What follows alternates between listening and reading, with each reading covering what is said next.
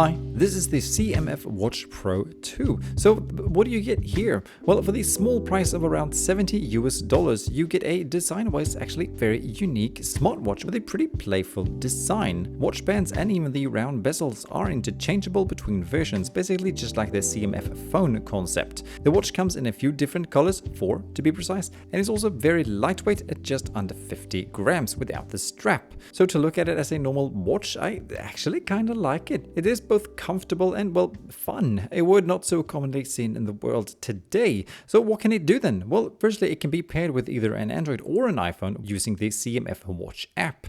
There's no Wear OS operating system or downloading of new apps to be found here. However, the functionality in CMF's own OS is pretty decent, of course depending on what you're looking for. But in the case that you are searching for a smartwatch to track your fitness data, sleep patterns, have a glance at the weather report here and there, and see but not reply to notifications from your phone, it's all good. It does that. It also measures pulse and blood oxygen levels if you're into that kind of stuff. And you can have a full arm conversation through the watch as long as you're connected to your phone, even with fair sound quality, which is pretty neat.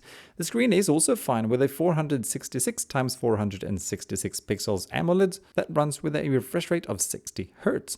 The brightness is decent and is said to reach a maximum of 620 nits. It is though a little hard to see in bright daylight, but it works. However, the automatic light sensor does sometimes not work so well. Specifically, it is very shy to crank the brightness up to needed levels when outside.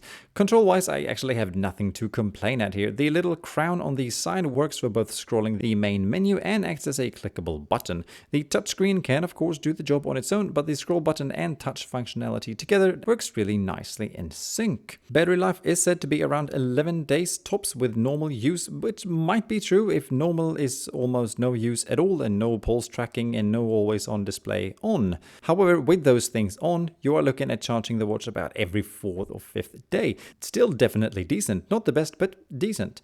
Charging takes about 90 minutes from 0 to 100% with the included charger. That, by the way, has got attachment magnets basically with the same power as my biceps, so they're not very strong.